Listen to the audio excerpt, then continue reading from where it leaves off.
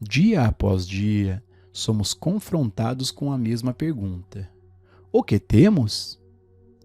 Se estivermos bem fundamentados na letra da verdade, a resposta é clara e certa. Eu tenho. Tudo que Deus tem, eu tenho, porque eu e o Pai somos um. O Pai é a fonte de todo o suprimento. Nessa relação de unidade, eu incorporo todo o suprimento. Como então posso esperar que ele venha a mim de fora? Aceito que já tenho tudo que o Pai tem devido à minha unidade com ele. Somos nós que recebemos ou somos o centro de onde a plenitude de Deus flui? Somos a multidão sentada aos pés do Mestre, esperando ser alimentada, ou somos o Cristo alimentando aqueles que não estão despertos? Nessa resposta encontra-se o nosso grau de plenitude espiritual. Eu e o Pai somos um. Significa exatamente isso. Não procuremos nosso bem fora de nós, mas olhamos para o nosso interior através do qual Deus flui. É função do Cristo, o Filho de Deus, ser instrumento pelo qual o bem de Deus se derrama sobre o mundo. Sou o centro através do qual Deus opera e, portanto, compreendo a natureza do suprimento, uma vez que a atividade do próprio Cristo é o suprimento. Então, tudo o que preciso fazer é deixá-lo fluir, porque eu e o meu Pai somos um. Eu sou o Cristo, o Filho de Deus. Eu sou o meio através do qual Deus flui. Portanto, posso dar conta de tudo o que for exigido de mim ao reconhecer aquilo que tenho. O ser humano que se conscientiza disso passa de receptor do bem a canal, através do qual flui todo o bem de Deus àqueles que ainda não despertaram para a sua verdadeira identidade.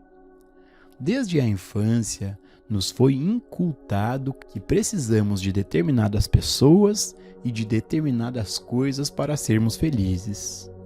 Ouvimos repetidamente que precisamos de dinheiro, de casa, companheiro, família, férias, automóveis, televisão e de todos os apetrechos considerados essenciais para a vida moderna.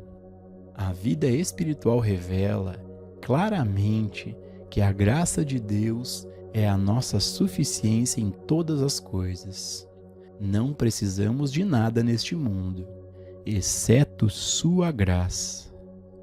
Quando somos tentados a acreditar que precisamos de coisas, devemos trazer à nossa lembrança a letra correta da verdade, que sua graça nos basta. Quando acreditamos nisso, num dado momento, a transição acontece, e com ela, uma convicção interior de que só precisamos de Deus. É verdade que se tivéssemos Deus e tudo o mais neste mundo, não teríamos mais do que se tivéssemos só Deus. Se Deus é tudo, tudo é Deus. No relacionamento com Deus, nossa união consciente com Deus constitui a nossa unidade com todos os seres e ideias espirituais. No momento em que percebemos isso, o bem começa a fluir até nós, vindo do mundo todo. É sempre a atividade de Deus, não de uma pessoa. Todos chegam carregados de presentes, porque todos são instrumentos do fluxo de Deus. Mas, se buscamos nosso bem numa pessoa específica, nós bloqueamos o fluxo. Mulheres que procuram o bem nos maridos, maridos que buscam o bem nos investimentos, empresários que procuram o bem no público, estão todos procurando no lugar errado. A sabedoria começa quando percebemos que o reino de Deus está dentro de nós e que deve fluir para fora de nós. Perdemos toda a dependência do mundo quando estamos na letra correta da verdade e lembramos que a graça de Deus é a nossa suficiência em todas as coisas. Definitivamente, a letra correta da verdade se fixa na consciência e o espírito assume.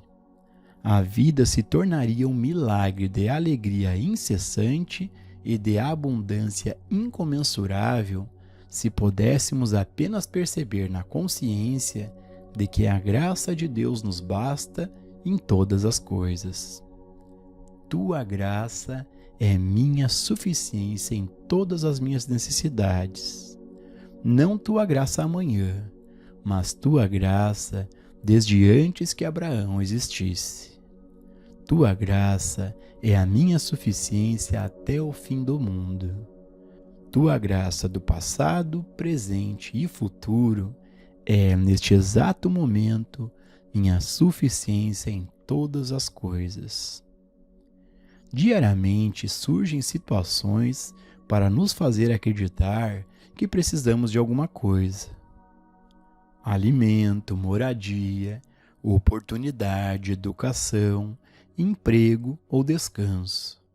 Mas para todas elas, nós respondemos: o homem não viverá só de pão, mas de toda a palavra que sai da boca de Deus, porque sua graça é a nossa suficiência em todas as circunstâncias.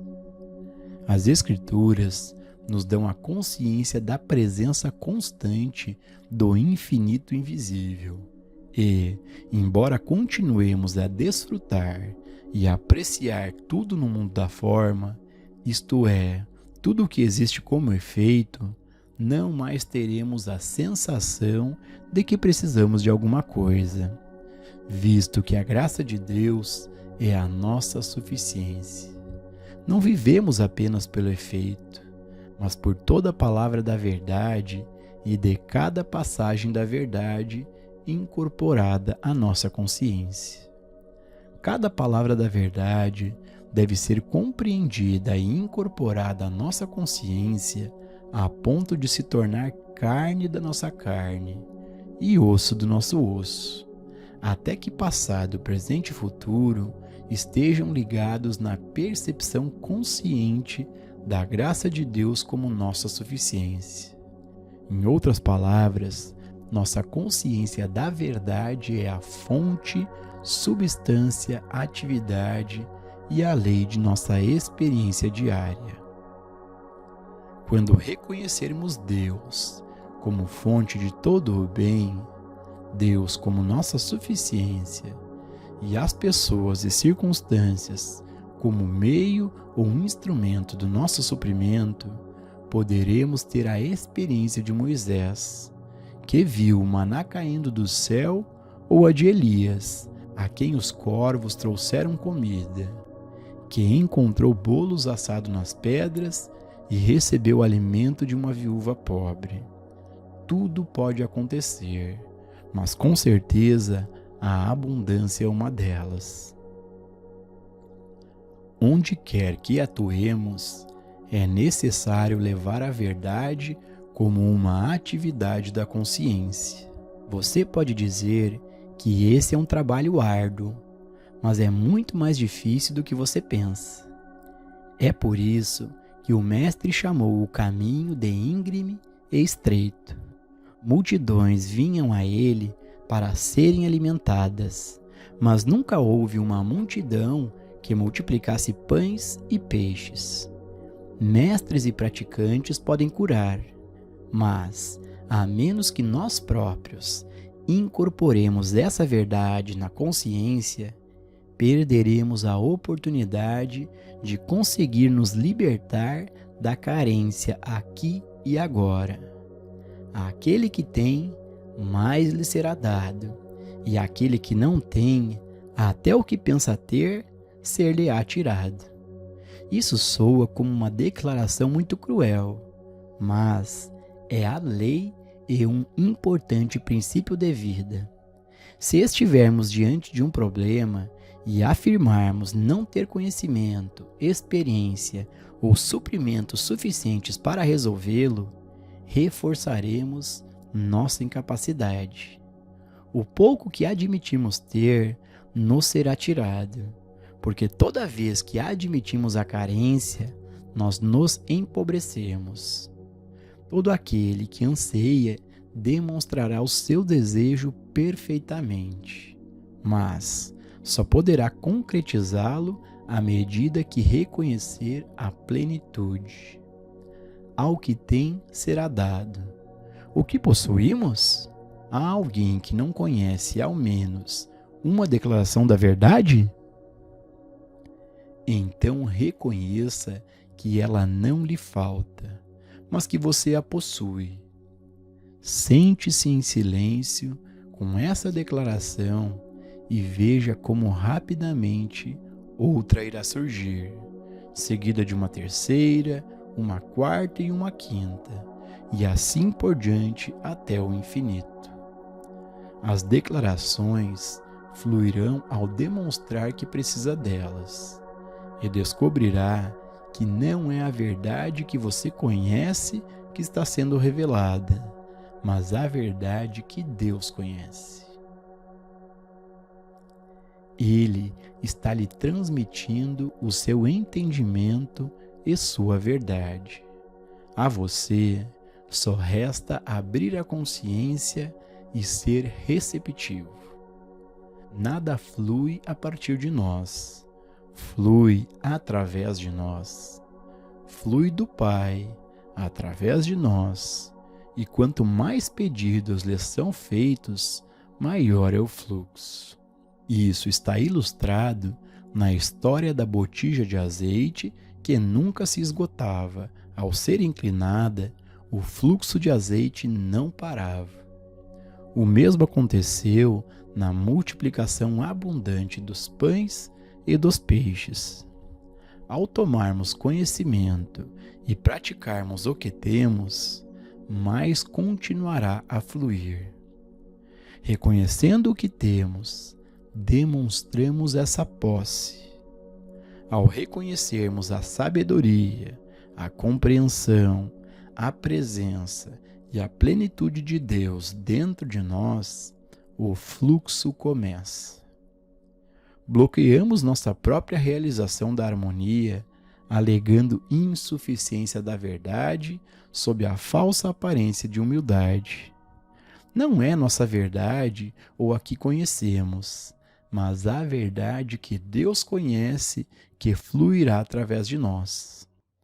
Se concordássemos com as Escrituras, Filho, tu estás sempre comigo, e tudo que é meu é teu, e que somos co-herdeiros com Cristo de todas as riquezas celestiais, percebemos que nada que temos no mundo é nosso pela nossa própria força ou sabedoria, mas pela filiação e divindade. Como podemos pedir, implorar ou esperar que nosso bem venha através de outras pessoas? Não há coerência com isso. Vamos admitir sermos nós, o ramo, o Cristo, a videira, a presença invisível dentro de nós e Deus, a divindade com a qual somos um. Se uma árvore frutífera se torna estéril, é impossível colocar pêssegos, peras ou maçãs nela. Não esperamos que uma árvore dê seus frutos a outra árvore ou que um ramo dê frutos para outro ramo. Cada árvore dá frutos por ela mesma. Para uma pessoa que nunca viu o milagre da árvore frutífera, deve parecer estranho que os frutos saiam dos ramos. Racionalmente, essa é uma possibilidade ridícula. De um lado, um ramo vazio, de outro, um tronco vazio. Como é que os pêssegos vão sair do tronco e se pendurar nos galhos? Por mais misterioso que pareça, a verdade é que esse é um fenômeno comum na natureza. É compreensível à mente humana dizer que nosso suprimento não venha de alguém, que nossos vizinhos, amigos ou parentes não suprem nossas necessidades, mas que nós, individualmente, através de nosso contato com Deus, recebamos nosso suprimento de dentro de nosso próprio ser. Assim como a aranha tece sua teia de dentro de si, assim nosso bem se desdobra de dentro de nosso próprio ser. Filho, tudo o que é meu é teu. Essa é a expressão da verdade, mas apenas conhecê-la intelectualmente não transformará a escassez em abundância. Mesmo sendo essa declaração da verdade a base para dizimar toda limitação, um dia já não precisaremos dizê-la. Nós a sentiremos, e nesse momento ela se tornará lei em nossa experiência. A partir daí, já não nos preocuparemos com o que havemos de comer, beber ou vestir, porque a lei da herança divina assumirá nossa vida. Nosso bem vem a nós na hora certa, sem qualquer maquinação humana. Isso não significa que não trabalhemos de maneira séria e consciente, mas a partir de agora o faremos pelo trabalho em si e não como fonte de sustento. O que quer que façamos, o fazemos porque é a nossa função neste momento. Damos o melhor de nós, mas não para ganhar a vida. Logo descobrimos que se nosso trabalho não for do tipo que satisfaz a nossa alma, seremos levados a fazer alguma outra coisa. No entanto, isso nunca acontecerá se continuarmos a acreditar que nosso trabalho é a fonte de nosso suprimento. Quando entendermos o ter, que eu e o Pai somos um, e que tudo que o Pai tem é meu, descobriremos maneiras para o bem fluir através de nós. Não adquirimos amor, não conseguimos suprimento, não obtemos a verdade, não obtemos uma casa nem companhia. Todas essas coisas estão dentro de nós. Não podemos obtê-las, mas podemos começar a extravasar e a multiplicar. Nós devemos dar a partida. Apenas reconhecendo esse princípio, abrir-se-á o caminho para que possamos experimentar todo o bem. Mas será necessário abrirmos conscientemente caminhos específicos para que o bem flua. Se precisarmos de suprimento, devemos começar por expressá-lo de diversas maneiras. Algumas pessoas doam parte de suas posses às instituições de caridade, ou podem até mesmo fazer algumas despesas desnecessárias só para provar que tem suprimento financeiro. Porém, o dinheiro não é a única maneira para se iniciar o fluxo. Podemos começar a doar amor, perdão, cooperação e serviço. Qualquer doação destinada a Deus ou a seus filhos é um ato de dar de si. Essa é a aplicação do princípio de que nenhum bem pode vir para nós.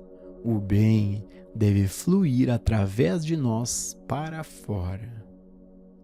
Não está claro que a expectativa de receber o bem de qualquer fonte externa a nós seja a atitude que nos separa desse bem? Será que uma constante busca interior por maiores oportunidades não liberaria o bem já existente em nós, deixando-o fluir para ser expresso e compartilhado, abrindo as janelas do céu? Devemos doar porque temos. Doamos porque temos abundância. Doamos porque temos amor e gratidão a transbordar. Gratidão não está relacionado à expectativa de que podemos receber amanhã. Agradecer é compartilhar ou expressar alegria pelo bem já recebido. É doar sem o mínimo desejo de receber em troca. Qualquer doação, seja de bens concretos como dinheiro, comida ou roupas, ou abstratos, como perdão, compreensão, respeito, bondade, generosidade, amor, paz ou harmonia, deve ser feita pelo fato de termos em abundância. Assim, virá a transformação na consciência que revela a nossa cristicidade. A cristicidade nunca busca receber. Não há registros em todo o Novo Testamento da busca do Mestre por saúde, riqueza, reconhecimento, recompensa, fama, pagamento ou gratidão. O Cristo brilha. Sua função é brilhar. É por isso que se referem ao Cristo como luz. A luz não recebe nada. Luz é um fluir, é uma expressão, é um derramar. O mesmo ocorre com a cristicidade. Nunca deseja receber. Ela é a própria plenitude de Deus como expressão individual. No momento em que um indivíduo pensa em retorno, está na humanidade novamente. Não está mais na cristicidade, porque cristicidade é a plenitude da divindade individualmente manifestada. A cristicidade é muito parecida com a integridade na medida em que dá de si mesma sem esperar retorno ou recompensa. A integridade é um estado do ser, pela simples razão de ser. O mesmo se aplica à cristicidade. Por mínima que seja a dose de cristicidade que adquirimos, já não mais existe um eu pessoal a ser servido, pois ela própria é o servo, não o mestre, é a que concede, que dá, compartilha, mas não tem nada a receber em troca, porque já é a plenitude da divindade. Isso é o que constitui cristicidade. Quando um indivíduo expressa integridade não esperando retorno, porque é da natureza do seu ser, demonstra que tem cristicidade e vive sua vida como um instrumento através do qual Deus pode se derramar em plenitude. Os hebreus aprenderam a compartilhar os primeiros frutos de suas posses, dando 10% de suas colheitas, gado, rebanhos e bens ao templo. Essa é a prática do dízimo. Ao darmos 10% de nossa renda para fins religiosos ou de caridade, estamos cumprindo o pedido de entregar nossa primeira colheita. Mas há uma maior e mais ampla visão por trás da ideia da primeira colheita.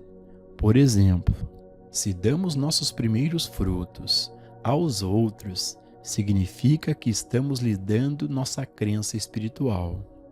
Conhecemos a verdade conscientemente e sabemos que Deus é a fonte do ser individual. Damos nossos primeiros frutos para os nossos amigos e parentes ao reconhecermos sua verdadeira identidade. O desafio é fazer isso por nossos inimigos também. O Mestre nos ensina a orar por eles quando diz que não há mérito algum em orar por nossos amigos. Devemos orar e perdoar nossos inimigos, os que abusam de nós, os que pecam contra nós.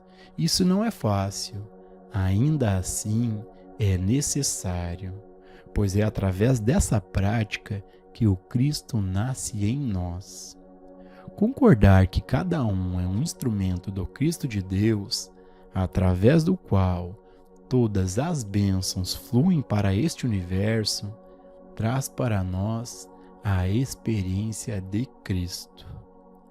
Dando de nossos primeiros frutos, estamos lançando nosso pão sobre as águas. Somente o pão que lançamos às águas pode retornar a nós. Não temos direito ao pão que foi lançado pelo nosso próximo, pois só retorna a nós o que nós mesmos lançamos ao mundo. O princípio é que a vida é completa dentro de nós. À medida que permitirmos que ela flua para fora, também fluirá de volta para nós. Temos direito apenas ao pão da vida que lançamos às águas, porque Deus plantou em nós a plenitude de seu próprio ser. O pão que lançamos é a substância da vida que nos sustenta e nos mantém. Lançar o pão às águas consiste no reconhecimento da verdade sobre Deus como a alma deste universo e como a mente, a vida e o espírito do ser individual. Nesse conhecimento, lançaríamos pão espiritual às águas e assim o pão eterno seria nosso. A percepção de nossa unidade com Deus nos dá a plenitude da divindade. Somos herdeiros e co-herdeiros de Deus, e a plenitude começará a fluir de nós. O princípio da abundância é: para aquele que tem, lhe será dado. Pratique este princípio lançando o seu pão às águas, dando livremente de si mesmo e de seus bens, sabendo que quem está dando é Deus e que você é apenas um instrumento através do qual isso flui para o mundo. Não busque retorno, mas descanse na calma confiança da certeza de que a fonte da vida está no seu interior e de que a graça de Deus lhe basta em todas as coisas. Essa certeza que você tem nasce da compreensão da letra da verdade. A taça da alegria transborda, e o que o Pai tem flui em expressão.